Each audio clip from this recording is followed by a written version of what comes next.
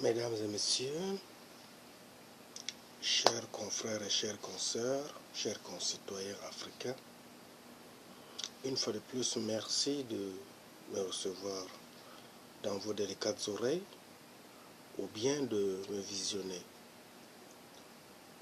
Aujourd'hui, nous allons nous entretenir sur un thème qui est celui de l'état des lieux de la diversification économique en Afrique centrale.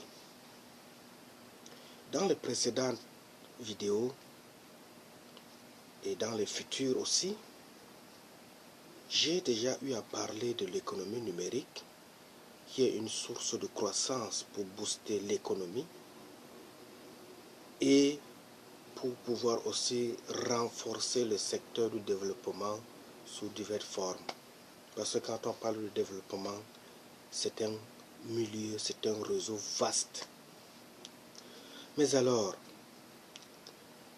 aujourd'hui, nous ne pouvons pas parler de développement sans avoir fait l'état des lieux pour comprendre ce qui nous bloque et constitue un frein même à notre épanouissement social et politique. Parce que si l'épanouissement social est miné, on ne peut déverser, ou bien la société ne peut déverser sa colère que sur le politique, qui est parfois en mesure de jouer un rôle, mais étant lui-même bloqué à cause de certains goulots d'étranglement, il se retrouve à la merci de la population, à la merci de la société, parce qu'il n'est pas à la hauteur de pouvoir résoudre les attentes. Déjà, les pays de la CEMAC sont caractérisés par une faible diversification de la base productive et des exportations. Leurs performances économiques sont ainsi dépendantes des activités de secteurs vulnérables et en général de la production d'un ou de plusieurs matières premières. De fait, en dépit de l'accroissement du poids des exportations des biens dans la création des richesses, avec comme corollaire une accentuation du degré d'ouverture à l'extérieur des économies, ces produits exportés depuis longtemps sont demeurés quasi identiques sur toute la période, depuis l'indépendance des années 60 jusqu'à nos jours. Au lendemain de ces indépendances, la plupart des pays africains ont entamé un processus de diversification de leur structure économique à travers des politiques industrielles, d'import-substitution, afin de réduire progressivement leur dépendance par rapport aux produits de base. En effet, la diversification joue un rôle essentiel dans la maîtrise des aléas de la conjoncture et particulièrement des fluctuations du cours des matières premières. Selon cette tendance, puisqu'il s'agit a priori de développer les activités dont les flux marchands sont en pleine expansion, l'objectif poursuivi devait être en fait de diminuer la vulnérabilité et la volatilité des exportations par rapport aux produits de base, en se positionnant sur différents marchés, même s'il s'agit toujours des biens primaires. De plus, on a constaté que certains pays africains subsahariens arrivent à accroître leurs performances macroéconomiques et leur exportation, tandis que d'autres sont à la traîne, alors qu'ils sont tous fortement dépendants des produits pétroliers et agricoles et subissent ainsi proportionnellement chacun à sa manière les nombreuses fluctuations des cours internationaux des matières premières. Dans le cas particulier de la CEMAC, qui nous touche le plus, les économies sont fortement concentrées autour des secteurs pétroliers d'un, minier de 2 et agricole de 3. À la faveur de l'embellie sur les marchés pétroliers, d'énormes ressources financières ont été accumulées, démontrant d'une part une forte vulnérabilité face au retournement de la conjoncture et d'autre part la nécessité de repenser les stratégies de développement à moyen et long terme dans l'option de rendre durable les performances. En d'autres termes, si les ressources naturelles n'ont pu fixer les pays de la CEMAC à atteindre l'essor de la croissance, il faut désormais intégrer une nouvelle diversification dynamique en misant aussi sur l'économie numérique et TBC en particulier. Dans ce partenariat public-privé, je vous assure que ça sera formidable. En fait, la genèse de la diversification a débuté aux États-Unis et en Amérique latine avec la chute spectaculaire des cours de matières premières. Les arguments en faveur de la diversification ont ainsi alimenté les publics régionaux, les politiques commerciales et industrielles, et même, de manière plus large, les politiques de développement de nombreux pays jusqu'à nos jours. Donc, lorsque je viens à vous pour chatouiller vos oreilles avec ce terme diversification de l'économie, cela ne suppose pas que c'est un concept nouveau. Mais depuis des années, les pays outre-Atlantique ont essayé de gérer ce mécanisme pour essayer de résoudre leurs problèmes à titre personnel dans différents pays. Donc, ces arguments est particulièrement important pour les pays qui exportent les matières premières dont les fluctuations des cours sont fortes et constituent le motif le plus évident de la recherche de la plus grande diversification de ceux-ci. Le succès des pays en développement sont sans doute en partie imputables à leur progrès significatif sur la voie de la diversification. Au niveau de la relation avec le développement économique, la société privée TBC estime qu'il existe une relation directe entre la diversification et le niveau de développement économique de chaque pays, de chaque région, de chaque zone. De nos jours, tous les pays du monde tendent à se diversifier au fur et à mesure que le revenu augmente avant de commencer à se spécialiser plus tard. Pour mieux apprécier les coûts et avantages d'un processus de diversification, il vaut mieux cerner les principes de base d'abord.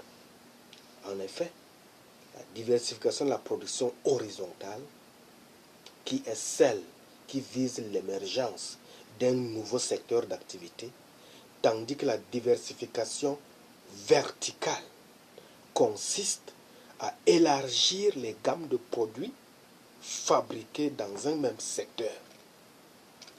La diversification économique permet de ne pas être excessivement tributaire des secteurs économiques fondés sur l'exploitation et l'exportation de ressources naturelles. Mais elle réclame à la fois l'extension de la gamme des marchandises et services produits en vue de l'exportation, mais aussi un secteur privé dynamique ayant accès à une main-d'œuvre qualifiée et évoluant dans un environnement économique adéquat. Enfin, la diversification économique est un processus qui demande du temps. En général, il convient de pallier les fluctuations des cours avec des instruments efficaces à court terme qui présentent chacune des difficultés de mise en œuvre et des coûts variés et inscrire cette diversification au nombre des réformes structurelles qu'il faut mettre en place afin de booster l'économie d'une nation. Exemple, si l'action publique tarde à se réaliser, ou bien si un pays ne parvient pas à être à la mesure de pouvoir résoudre l'équation de développement dans un secteur spécifique, la communauté TBC de ce pays peut solliciter l'accord des autorités institutionnelles afin d'apporter la solution à l'immédiat. Je prends un exemple simple comme une ville de Yaoundé. Si nous avons besoin de construire des routes viables, nous avons besoin d'améliorer la qualité de la voirie urbaine et que les pouvoirs publics sont essoufflés par la masse monétaire qui pose problème.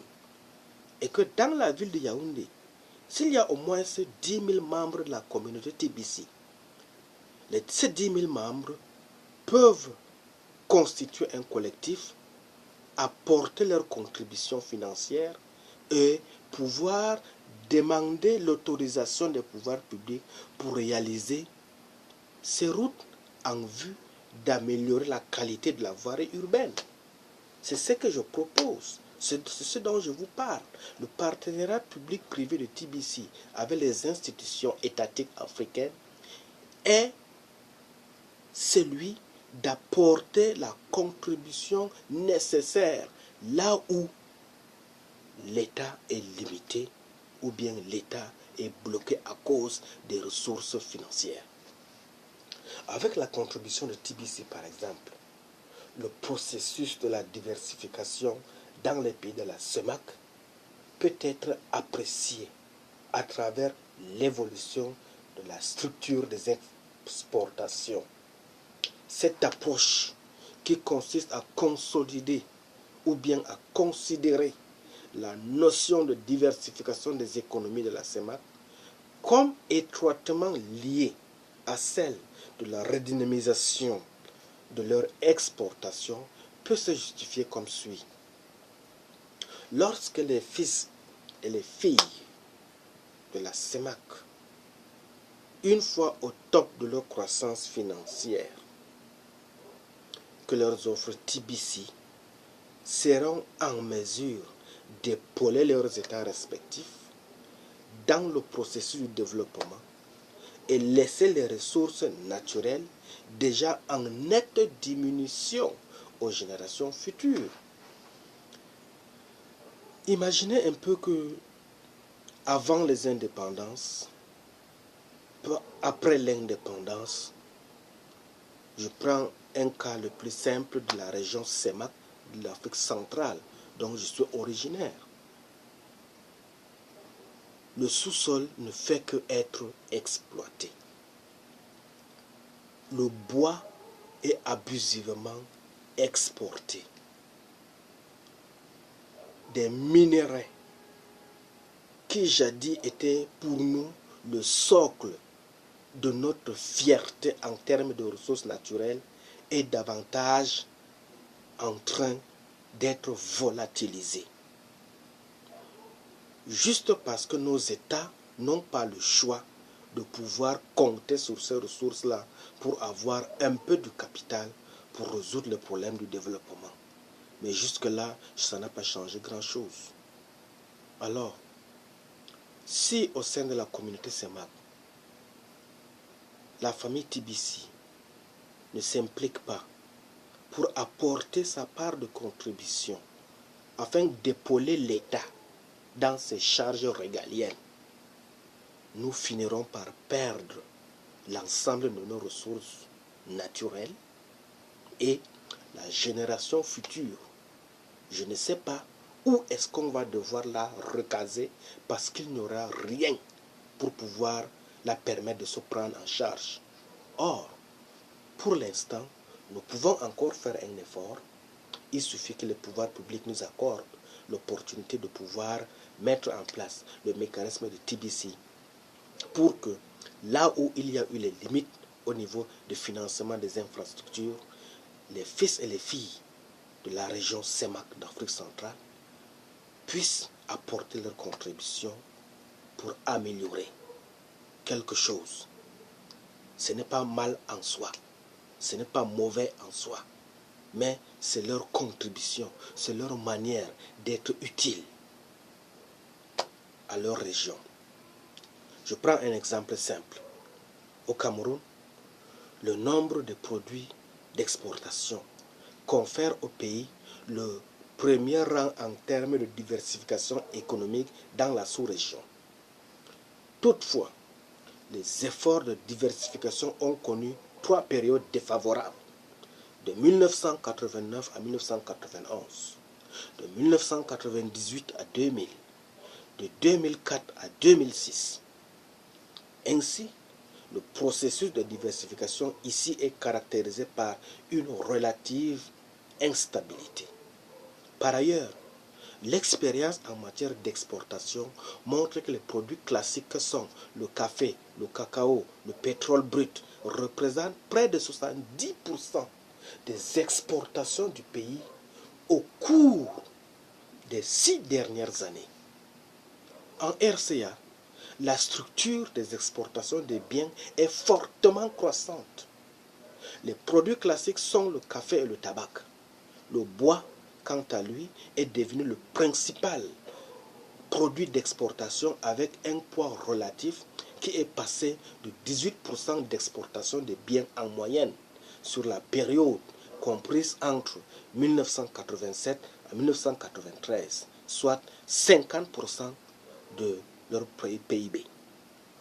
Au Congo, l'examen des indices de diversification montre que cette économie est aussi fortement concentrée sur les ressources naturelles.